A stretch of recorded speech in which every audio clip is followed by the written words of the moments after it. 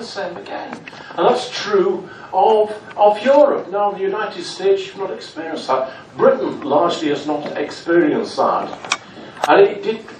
I firmly believe, as a non-Jew, that the Jewish community is a fundamentally important part of the British identity. If we didn't have that, you know, that our identity would be fundamentally different. As you can see in Poland, so anti-Semitism is not just a Jewish issue. It's about destroying us all from within, and that's why we need to show some leadership. People standing for, you know, who want to be president of this great country need to stand up and be clear and not to pander to the most base instincts. It fundamentally comes down from leadership. Their leadership, my leadership, your leadership. Because if we don't, then it's not just going to be Jewish people that feel uncomfortable. It's our entire nation that's going to feel uncomfortable. So I'll agree with, absolutely, it's leadership from all levels, everyone. This is one of the things, whenever I'm making a speech, I'm often asked, so what can we do? Like, what can people do to help, counter Holocaust distortion and denial, remember the Holocaust? And my answer is always two things. Number one, speak up. When you hear it, when you hear Holocaust denial, when you hear a distortion of the facts of the Holocaust, speak up, say something. Don't remain silent. And number two, critical thinking. Teach critical thinking, because that's a big part of what will help all of us, especially young people, figure out what's true, what's not, what's accurate, what's not, what is Holocaust distortion, and what is truth. If you don't have the tools to try and assess and figure that out, then you are indeed left in this morass of, social media and deep fakes and what have you that are floating around, and you have no ability to discern where truth and fact lie. I will also just say, I don't think I signed a letter to Elon Musk. I think I would remember that, but all of the Special Envoys did. Maybe. I suspect. Maybe, yes. My colleague who's the Special Envoy for countering anti-Semitism may have done that one. So now that I no longer work for the government, I'll give an unvarnished response to part of that question. But before that, I think part of the issue with the online piece, something that actually we've talked a lot about, is actually figuring out the patterns. Figuring out not just the penetration, but the ways that bad actors communicate. It's a propaganda war. And then developing counter-speech to that. Counter-speech that reaches audiences. And that counter-speech cannot be nuanced, unfortunately. We live in an era where nuance is a word that most people can't even define, much less have time for. But looking at the patterns, not just in the quasi-open spaces. X used to be much more open, much cheaper to access data from. $500 a month turned to $2 million a month. That's really hard. But you need to utilize AI and other technologies to get into closed spaces. The Telegram chat rooms where some of us have names on murder lists, and really getting in there and looking not just at musicians and other influencers, but state actors who are intentionally spreading this propaganda. I was part of a study looking at misuse of the Holocaust as it was focused on the country of Lithuania. The vast majority of the Twitter accounts we looked at that were attacking Lithuania did not come from normal people. They came from IP addresses located somewhere below the metro in Moscow or in Novosibirsk. Right? So there are state actors engaging in this sort of content. All right, the governmental level. I think Europe has actually taken a healthier approach than the United States to these issues. In Europe, you have a number of anti-Semitism and Holocaust envoys who do more than just look outside their countries. They look inside their countries as well. So in Germany, and within the Interior Ministry, you have an anti-Semitism coordinator his title, but Felix isn't the only one involved in the fight. You have one in each Land in Germany as well, each state. So you have this across a federated structure. It's something they take seriously as a domestic issue. I wish that were true of the United States. Within the United States, we have excellent people in the State Department. My colleague, the Special Envoy for Holocaust Issues, is one of them. The Special Envoy for Anti-Semitism Issues, Deborah Lipstadt, is another. But their mandate requires they look outside our country. We do not have an equivalent in the Department of Justice or in other parts of our federal structure.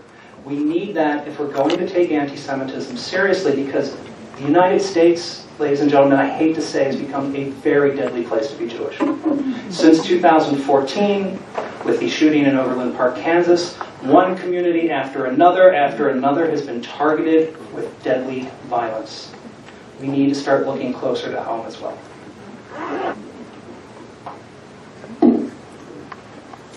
Rob, I understand you were working a bit on this issue, and you sort of did a little bit a callback to it earlier in this conversation.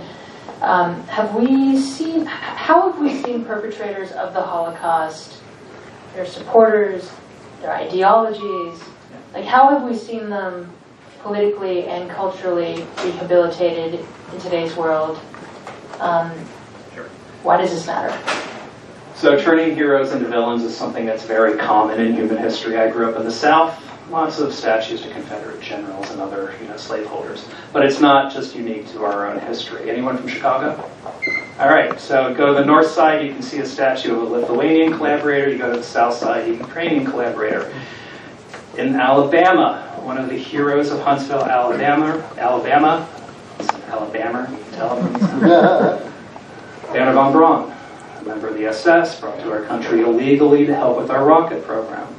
Right? Lord Pickles and I worked to have a statue removed of him, but nevertheless, the convention center is named for Werner von Braun. There's a brass band. You can take a tour of Werner von Braun's Huntsville.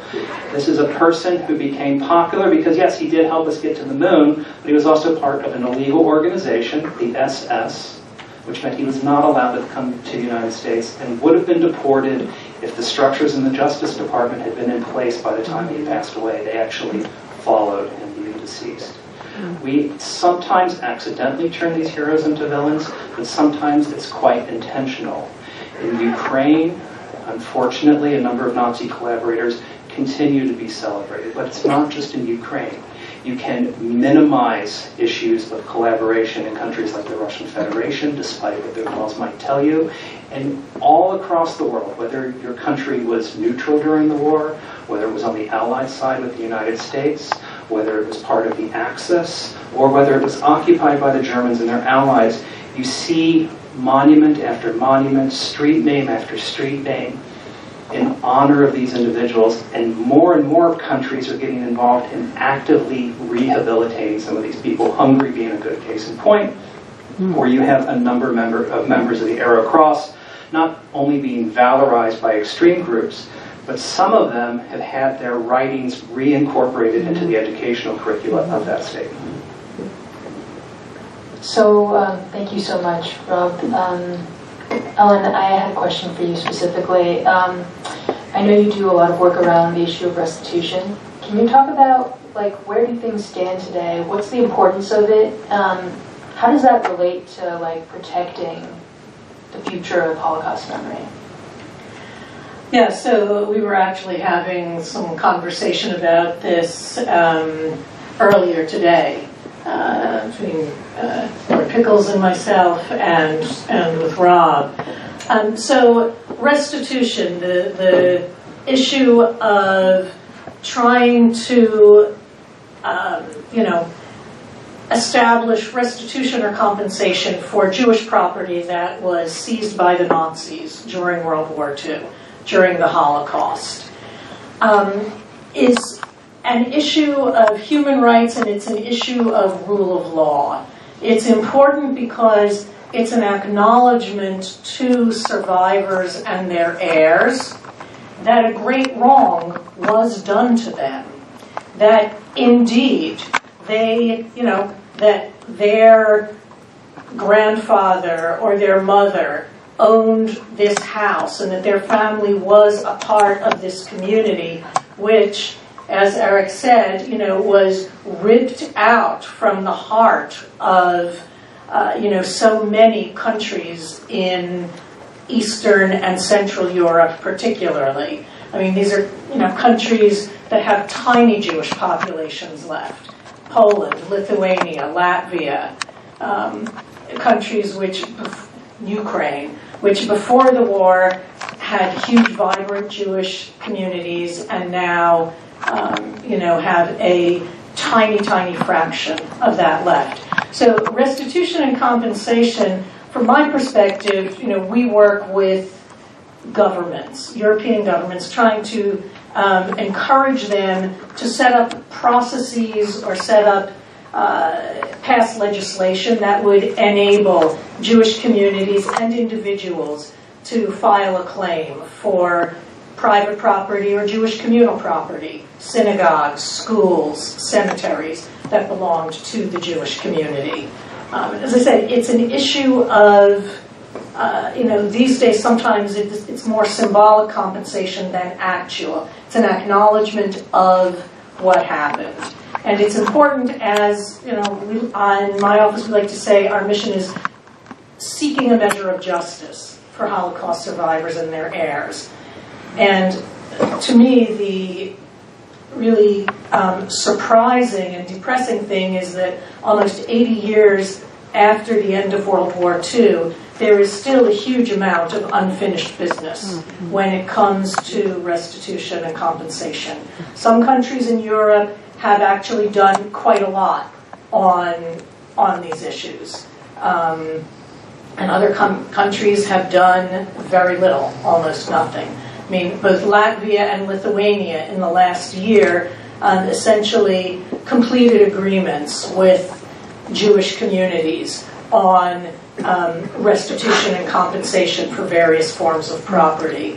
Other countries, such as Poland, for example, which is the only European Union country that has no comprehensive national legislation for private property restitution. So you've got a wide range of actions that the European countries have taken on compensation and restitution, but it's something that, from the U.S. government perspective, is still important, and is something that we still raise on a regular basis with all these governments because, as part of rule of law, human rights, history, education, it's important.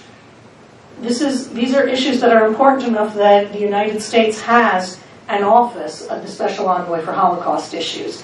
And that's a statement on the part of the United States that, part of what we believe is important to remember and to, educate foreign governments about, because, as Rob said, I don't work within the United States, but for the rest of the world, it's a statement to them that this is an issue that matters. It matters to us, and it should matter to you as well. Lord Pickles, as head of the delegation to the International Holocaust Remembrance Alliance, I understand you'll be chairing it next year.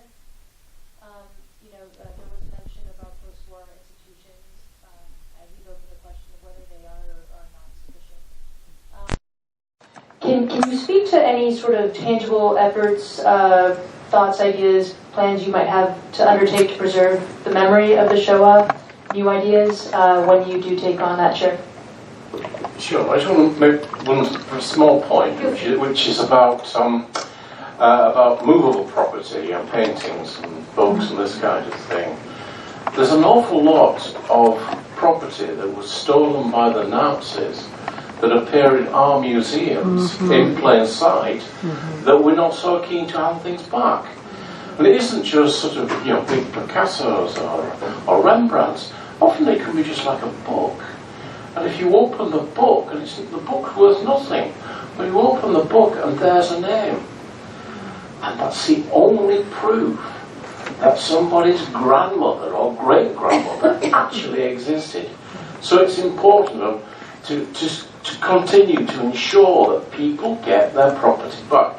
Yes, we're taking over in March of next year. Each presidency has a slogan. Ours will be in plain sight with the world watching. And basically, I think, because of the wonderful work that the Shaw Foundation has done and what a number of others, we've spent a lot of time getting in testimony from survivors, is the last sort of 15, 20 years has all been about remembrance, and that's important. But we've largely forgotten why the Holocaust occurred. What was the conditions that created the Holocaust? What turned ordinary people into monsters?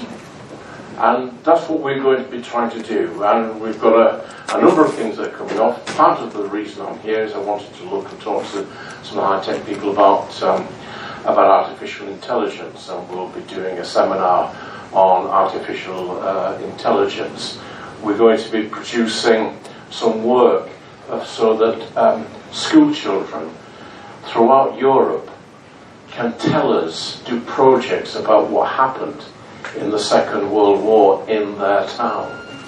You know, all over Europe, lots of monuments are going up to the Holocaust, and to the shame of a lot of those places, it's about rinsing history.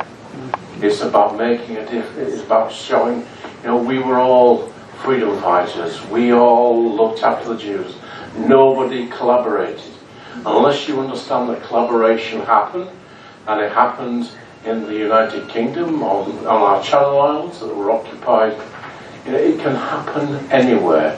So our year is going to concentrate on ensuring that we understand some of the reasons why the Holocaust happened. Our legacy project, which the Shaw Foundation is part, is we're creating a portal for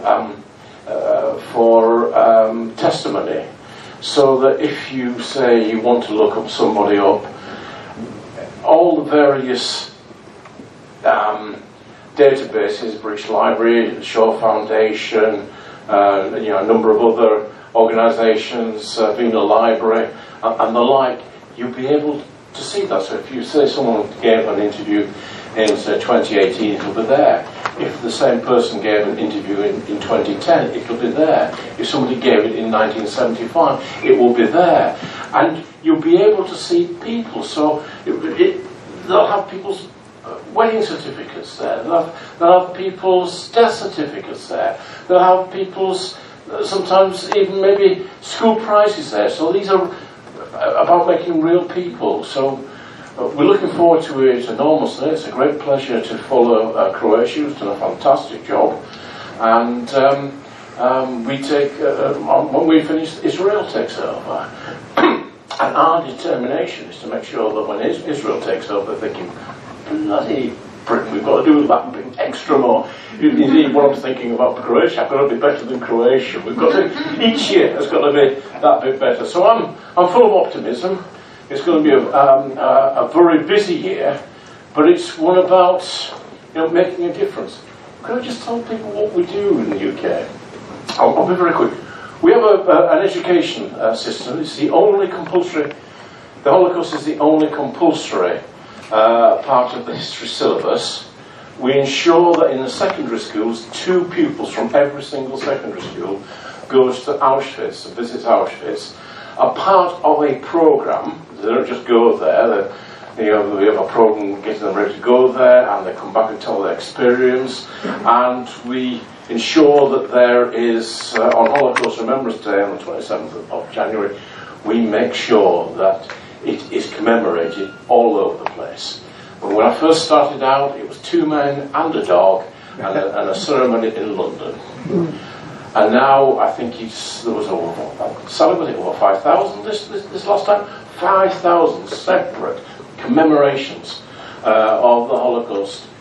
Again, it's part of ensuring that people understand that it's not just about distant people far away, but it's about affecting how things are today. So I'm looking forward to working with Rob as our the Amen guy. Someone advises us, hey, listen, I'm definitely going to buy his book. Yes, I'm looking forward to that. It be my gift at Christmas. Lots of confused relatives. But yeah, we are a bunch. I think there's been, because of COVID and lots of other things, nobody's a stranger anymore. We work very closely together. I work very closely with them, work closely with Rob. And that's true across, because there are no national boundaries for anti-Semitism, Holocaust denial. And we have got to all work together. A pertinent question today, especially in this world we're living in. How is climate change complicating the effort to preserve the memory of the Holocaust? And are there any efforts underway to sort of address this? For example, to make some of these sites UNESCO World Heritage sites, or preserve them, create more museums? Lord Pickles, why don't we start with you? Well, it is a nightmare. We were discussing over lunch the destruction of an important Holocaust site. We will in Zagreb be adopting a set of principles about the preservation of Holocaust sites and laying down some guidelines to do so. We looked at a number of concentration camps throughout Europe, and we'll be hopefully adopting that. And that will, I think, will kind of help the process. But I think because of the Iron Curtain, in a way, our view of the Holocaust throws around Auschwitz and Treblinka and Sobibor and all those death camps. In fact, we forget about the Holocaust by the bullet, the Einstein-Gruppen, that just worked their way through Belarus and through Ukraine. And we're not very good about preserving them, and that's going to be the challenge, because I think you're more likely to be murdered in a ditch than to end up in the gas chamber. And I think we need to understand the Holocaust in its wider sense. So it is, I can't think of a site, maybe Rob would be in a better position, that's affected by climate change. But I'm sure there may be some in say Belarus or part of the Ukraine. So, climate change, I think, just generally, because we're probably going to be spending ever more resources, time, effort on, dealing with its consequences, is inevitably going to be taking away a certain amount of perhaps focus, resources, etc., from other issues. One thing I think we need to do is make sure that Holocaust sites and Holocaust memory, maintain their centrality, maintain their importance for all the reasons that we've just been discussing here.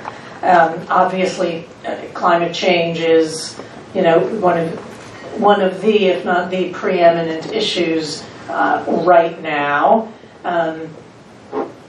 And, we can walk and chew gum at the same time. We need to focus on many different threats, issues, etc., and maintaining Holocaust sites, maintaining, countering Holocaust denial, countering anti-Semitism, figuring out how to teach about the Holocaust after the last Holocaust survivor has died. All of those things need to remain important to us all and to our societies as we also grapple with the huge, huge issues of climate change. So I think just to add on, Eric mentioned that IRA, the International Holocaust Remembrance Alliance, is going to be adopting a charter on preservation of historic sites. And, that's one small step in reminding everyone and giving countries some tools and some policy guidelines on how you can protect and preserve sites. And, that's a start. So there are 2 parts that I'm going to address within this. There are some sites that are at risk right now due to changes in the environment. So I'm not picking on Croatia, I swear. But if you look at certain sites that are along the Sava and then the Danube rivers in the case of neighboring Serbia, a few of these sites are at risk. So the Jasenovac concentration camp system consisted of 6 camps. One of those camps is in a village called Stara Gradiška, which is about 30 kilometers away from the main Jasenovac site, maybe 50 kilometers. It's right along the Sava River. It was a Austro-Hungarian fort originally, and it was designed because the basement floods. It makes for a really good torture chamber. But that flooding has increased over the last several years, placing at risk already crumbling buildings that are at that site. The Stara Gradiška fort is the only Austro-Hungarian fort in Croatia that has not been preserved yet. So that site may be at risk from climate change. You may remember the news last year when the heat wave in Europe was such that the Danube began to shrink in Serbia, such that ships that sank during the Second World War began to surface themselves. That also places at risk a few concentration camp sites that are located really in that Sava-Danube peninsula in Belgrade. One of those sites being, my brain just stopped working, Staro Sajmište, which is not immediately affected, but it is close enough to the water that it could be affected over time. There are some indications that better known sites are in an advanced state of decrepitude. I don't know if that's a scientific word. I'm not a scientist. But nevertheless, that are beginning to degrade a little faster due to hotter summers in particular, certain sites in Czechia in particular. And there are also sites that have already been flooded. So there may be an issue coming down the pike. However, the bigger issue is how you commemorate what happened. Again, I'm not picking on Croatia when I say this. Under Yugoslavia, the Croatian Minister of Culture summed it up best. Tito would put up a plaque anytime a partisan boy met a partisan girl, such that the meaning of the partisan movement became lost because there were so many plaques along the way. I'll make an American example now. I actually live in Maryland. I have the world's worst commute to LA. But down the road from me, we have a sign saying, George Washington once stopped at a tavern that once stood at this site. It's a sign to nothing. So who cares? We have to make very deliberate decisions about what we commemorate and how we convey the information of what happened at those sites. Because at the end of the day, as the U.S. Holocaust Memorial Museum determined, there were more than 42,500 sites of persecution either directly tied to the Holocaust or related to the Holocaust. Now, these include POW camps and camps that were used for different purposes and prisons and the like, but more than 42,500. Then you have the murders of about 5.7 to 6.1 million Jews who lived in homes, who had jobs. Do we put up a plaque at each one of these sites? Eventually, it can lose meaning. We need to figure out a better way to commemorate for the future, because ultimately buildings do decay, but memories can last if we ensure that people are taught what to remember. Yeah, I just realised I think you're asking a slightly different question to this, but we are literal-minded folks, and nothing ever compares to the Holocaust. You can't compare anything to the Holocaust. So forgive me if I say Holocaust denial and climate change denial are common in this respect, and this respect only. It doesn't matter about the facts. It becomes a political imperative to deny that both occurred. To deny that your population collaborated, to deny that climate change is happening.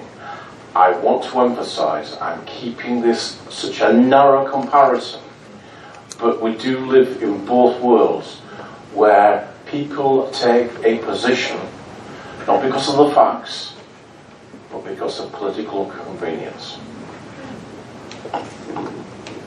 All right, thank you all. I think we're just about out of time, and we're moving on to the Q&A portion. And so there will be a mic for folks who have questions that they want to ask in the crowd of any of our panelists.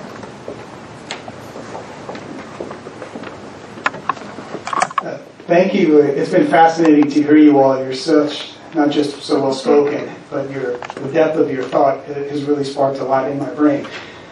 I have a 13-year-old kid who goes to middle school in Redondo Beach, 15 miles away. There was so much casual anti-Semitism at the school that the school administrators brought the son of a Holocaust survivor to the school to tell those kids, stop it.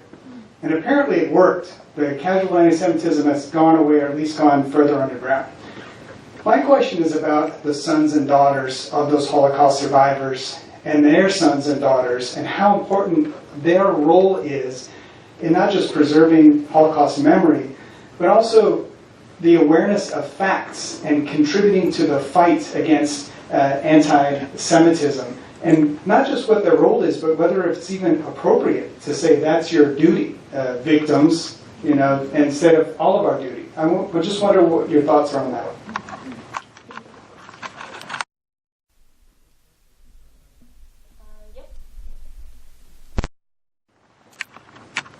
So there's a huge role to play by the grandchildren, the children, grandchildren, great-grandchildren. In Israel, they're already talking about the 5th generation of Holocaust survivors. So I was giving a counterterrorism series of lectures in Slovakia, as you do. And one of the political affairs officers at our embassy in Bratislava is the granddaughter of a Holocaust survivor. So she asked if we could organize a program in a town called Žilina, a beautiful little town. We showed a little of her grandmother's testimony, which happens to be in our collection. And she talked about how her conversations with her grandmother inspired her to public service, to devote her life to making a difference on behalf of the United States. That was a very powerful discussion that really resonated with a Slovakian audience.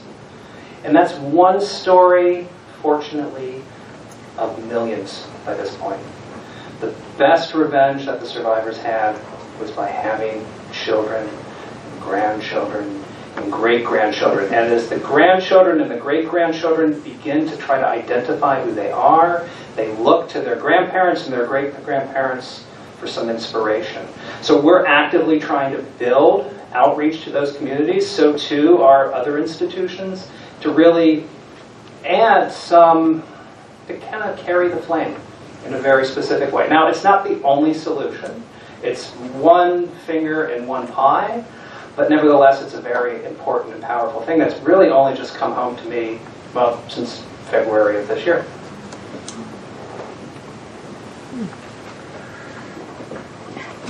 I don't really have anything to add to that. I think that was an excellent description of what children, grandchildren, great-grandchildren can do. More power to them in looking at their parents, grandparents for inspiration and direction in their own lives. First Sunday in May, for the last 15 years, myself and Irene have gone to the 45 Society, which was formed by what was called the boys, people who came from the camps, ended up in Windermere, and set up a really attractive welfare system.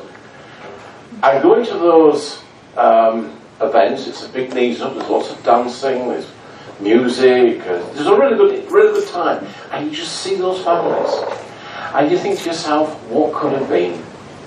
What difference they would have made to to the Czech Republic, or Czechia, what difference they would have made to Germany and to Poland, and if these wonderful people. So I think that's the very survival, the joy of the survival is a contribution. So let me say something slightly controversial. Deniers, distorters can lie as often as they like. We have to ensure that we tell the absolute unvarnished truth. And the further it gets away from the person, the greater the risk is of embellishment. Now, I am going to be going to two different, because I don't want this person to be identified. But myself and Sally went to an event that occurs close to Holocaust Remembrance Day, and we listened to a survivor, a person that we know and we love very much. And she described her experience in the camps. Except she described the shower scene in Schindler's List. And the woman wasn't lying, she thought she'd experienced it.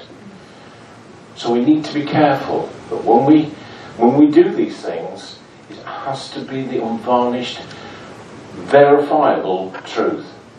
So I think, the greatest contribution that a survivor's child, grandchild can do is to just boogie like it's 1999, because that's the greatest way, I think, of defying Hitler and defying the violence that was the thing, is for them to contribute to life and not to try and relive their grandparents' lives. I know it's a controversial thing to say, but I think we need to get a set of reality, because they are not going to be a substitute for the survivors. They can't be a substitute for the survivors.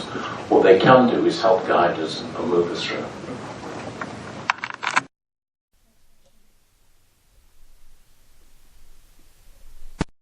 I speak as a Holocaust survivor myself, one of the 54,000 videotapes that were made, and I speak frequently at various institutions and schools. And I thank you for acknowledging the importance of education in protecting the future of Holocaust memory.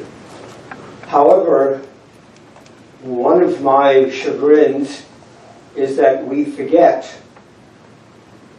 one group, the real heroes of the Holocaust. Very often we Holocaust survivors are considered heroes. We're not heroes. We were recipients, most of us passive recipients, of actions by the real heroes, the rescuers. And we've made the mistake today, as we often do, of omitting that group. We talk about the perpetrators and collaborators. We talk about the victims. We forget the rescuers. And if we want to talk about protecting the future of Holocaust memory and dealing with Holocaust deniers, central in that education has got to be the commemoration and the celebration of the rescuers who went out of their way and ended up very often victims themselves.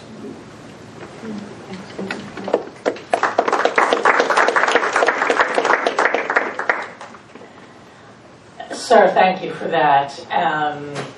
It's a very important point, and the rescuers absolutely need to be recognized.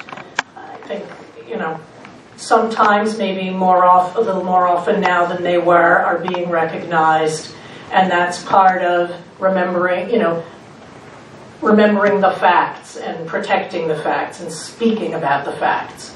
Part of that is also making sure that we don't fall into the trap, the error that we sometimes do of overemphasizing and overplaying the part that rescuers played.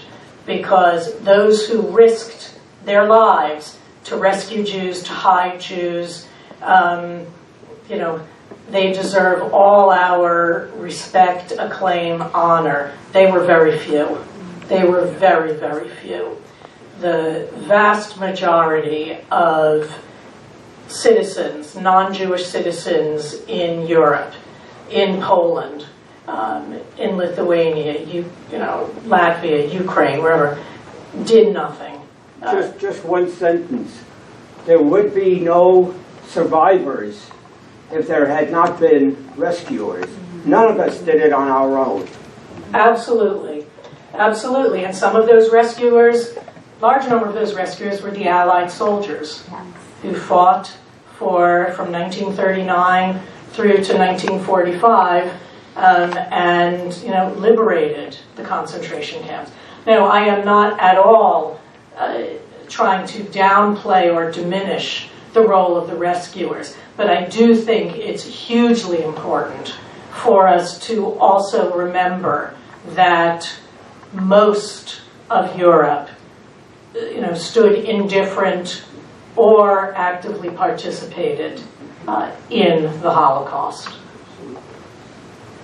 Just to add a brief addendum to that, and you're absolutely right, sir. The role of rescuers is very important. That's why we work very closely with Yad Vashem to provide them as much information as they need whenever a case of trying to determine if someone was righteous among the nations comes up. Yad Vashem is a blessing to the world for the work it does to draw attention to the righteous. But what we have seen in some, as I was speaking earlier about turning villains into heroes, it's a different impulse, but somewhat related impulse happening in some countries where almost exclusive focus is being paid to the rescue narrative, to the point that the number of acknowledged rescuers in some countries far exceeds that recognized by Yad Vashem. Poland is a good case in point. I think there's roughly 11,600 righteous among the nations from Poland, more than any other country. And that number is probably at least double in real life, maybe triple. But there are some entities tied to the state that recognize over 100,000 or around 100,000 rescuers. We need to interrogate that. What were the motivations of these 100,000? You know, these are important. People had different reasons to rescue. Moreover, if you only teach the story of rescue to a 12-year-old, and you do this for 2 or 3 generations, and you're only talking about rescue, it makes it seem like rescue was the norm. So we mentioned Lithuania. Now I'm going to pick on a different country. I'll pick on Lithuania. I've been to Lithuania a few times. I love Lithuania. I have scholarly colleagues in Lithuania. But I've met very few common Lithuanians who don't tell me, oh, my uncle was a rescuer. Oh, really? Well, how do you explain the almost complete destruction of the Jewish community in Lithuania then? These myths can become self-perpetuating. So you're 100% right. I agree with you completely. But it's our job to also make sure that there's balance so that people don't exaggerate this. Because when you exaggerate it, it lets anti-Semitism and other myths creep back in the door. Before I became a member of Parliament, I was a councillor, and I was the leader of Bradford, which is a very large local authority in the north of England. And the chap who was in charge of our administration was one of the liberators of Belgium. And I remember one afternoon sitting and listening to it. So what happened? We were both in tears. And sometimes we forget the profound effect it had on those that liberated the camps. But I think if there is something that brings perpetrators, liberators, and those that were victims together, and this is a really difficult thing to grasp, is they were all ordinary people. They got on with their life. They hadn't been predetermined that they were going to become a concentration camp guard or a victim, or somebody that would go to a foreign land and find the most disgusting sight available. And if it happened to ordinary people, and it can happen to ordinary people again. Sorry, just one last thing to add on to what Rob just said about Yad Vashem. Yes, for example, Poland has the largest absolute number of righteous among the nations at Yad Vashem. Poland also had the largest population overall and the largest number of Jews, other than in Russia, in a country pre-World War II. So if you actually do the math, divide the number of righteous among the nations by the overall the total population of the country. I did this trying to respond to something someone had said to me. The Netherlands comes out. The Netherlands, a country with a tiny population, has about 900 righteous among the nations at Yad Vashem. And that equals a much, much larger percentage than, for example, Poland. So just, lies, damned lies, and statistics. It's useful to remember. Yes. All right. What other questions do we have from the crowd? I happen to have a mic, so I'll take that. Thank you. I appreciate all of your deep and thoughtful perspectives. I am here today as somebody who's wearing 3 different hats. One is I'm a granddaughter of a Slovak survivor. My grandparents were survivors in Slovakia, partially Hungary at the time, so related to what was said before. I do see it as my responsibility to continue controlling the narrative and telling their stories. My second hat, as I'm wearing today, is a hat as a Holocaust docent and educator at one of the local institutions, where I happen to have exhibit on view right now, which is titled "Who Will Tell Our Stories?" And it's an exhibit that tells very personal stories and bring the education from numbers and statistics to home.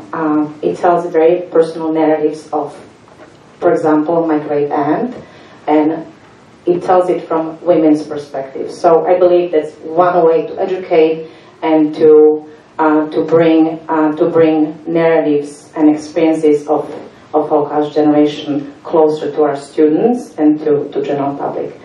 And I also think narratives of righteous among nations and people who were saving survivors are intertwined with these stories. So I don't think there's really a way to really strictly separate them, to echo what was said earlier. And my question for you, for all of you, but primarily for Rob, if I may, is there are upcoming elections, very crucial elections in Slovakia on September 30th. And my question is, there are all kinds of wild narratives that are emerging, political, historical, and they, of course, include Slovakia and Slovak states and its roles during the Holocaust. So my question is, how do we educate local population, and how do we assure that we indeed do control the narrative when it comes to political direction? We don't want another Hungary, I assume. Thank you. Not only Hungary, any leading candidate who is pro-Putin is a worry to me. It's so freeing to be able to say that. Slovakia is actually quite a remarkable country when it comes to the history of the Holocaust, which is why I have hope no matter how the election turns out, although I do hope it turns out in a more favorable way. Let's hope that the Czech Republic is a model there. When you go across a country like Slovakia, I mentioned the town of Žilina earlier. Žilina had a very large Jewish population before the war. I think it's maybe 70 people today. The head of the Jewish community is a remarkable man. He was the goalkeeper for the Czechoslovak hockey team, and he's, about this tall. So that just gives you a sense that he's tougher than a coffin nail. But what he's also done is brought the non-Jewish community into Jewish life. So there's a massive synagogue there. It was built by one of the Bauhaus architects. He also became an architect for the Nazis. We'll set that aside. Beautiful synagogue that fell into disrepair. It's a movie theater until a few years ago. Still owned by the Jewish community. Jewish community of 70 people doesn't need a massive synagogue, so he gives it over to the non-Jewish community, and they restored the synagogue. Now it's an artistic space and an active synagogue, but they restored the dome. There's a Star of David, David on the ceiling. It's breathing Jewish life back into a space where the Jewish community no longer existed. This happened at the grassroots level. In Bratislava, there's one of the most impressive Jewish museums I've ever seen. You have the tomb and the Chatem Sofer. You have these reminders of Jewish life that continue to exist in that country. I have to believe that no matter what happens with the election, that it'll see its way through. I don't know if we have time for any more questions. One more question. All right, yeah, good. We received quite a few questions from Zoom audience members, but unfortunately we have time for just one from Ernest Asked, who stated and asked, "It is readily apparent that social media has proven persuasive for young audiences in fostering hate, anti-Semitism, and increasing violent attacks on Jews and Jewish institutions in the U.S. and abroad. Can members of the panel discuss possible initiatives which may be taken within the context of Holocaust memory to impact youth and young adults within this medium of social media in which young people live their lives?" I'll start. I'll give a quick answer. We're still throwing spaghetti against the wall to see what sticks. We're still trying to figure out how to communicate in these online spaces in ways that are effective. There are some experiments that make me raise an eyebrow or two, but who knows? They might be successful at the end of the road. But that's why I also think we need to figure out how people communicate in these spaces and then learn from them. At the end of the day, sites like stormfront.org still get more web traffic than the U.S. Holocaust Memorial Museum, Yad Vashem, the USC Shoah Foundation, the Auschwitz Memorial combined. People who spread hate reach audiences better than we do. We need to figure it out, and we need to figure it out quick. Yeah, one of the things that we're doing in the U.S. government with our German colleagues is trying to do some work on determining, Rob referred to this a little bit, sources and content of Holocaust distortion online, with the idea that, indeed, if we can get more quantitative data, a better understanding of where it's coming from, how it's spreading, how it's being disseminated, then maybe we can create better policy recommendations for government officials, for government policy to address some of these issues. But I agree, we're still flailing quite a bit because it's such a huge question. Well, thanks to the generosity of the United States, they gave a large sum of money to sort of the German government and IRA to work on a project to dealing with Holocaust distortion, and I'm very hopeful that things will come out of that. But if I could just be a slightly dissenting voice, and to misquote Marshall McLuhan, I don't think the media is the message. I mean, the Nazis had a fantastic propaganda system. They had the complete mastery of cinema, complete mastery of radio. I suppose they called it wireless in those days. But if you lived in a small town on the Pyrenees in the Third Reich, or you lived in the forest in Belarus, the one thing the Nazis didn't need to teach you was anti-Semitism. You understood that instantly. And we need to understand that all the media is just a cleverer way, a quicker way of spreading hatred. And we come back to a point I made a long time ago, which is about leadership. It requires the President of the United States. It requires all those standing for the President of the United States, for Congress, for the Senate, to show leadership on anti-Semitism.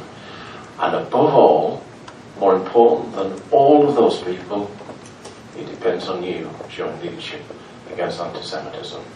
Thank you very much.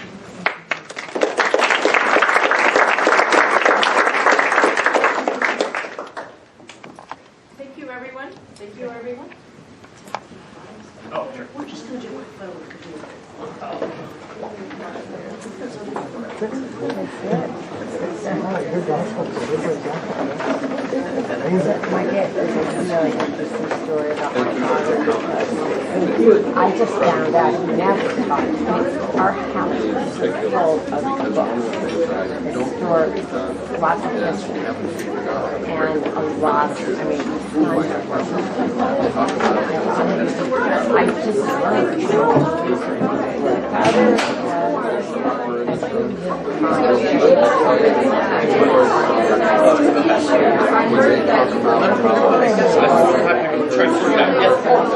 Yes.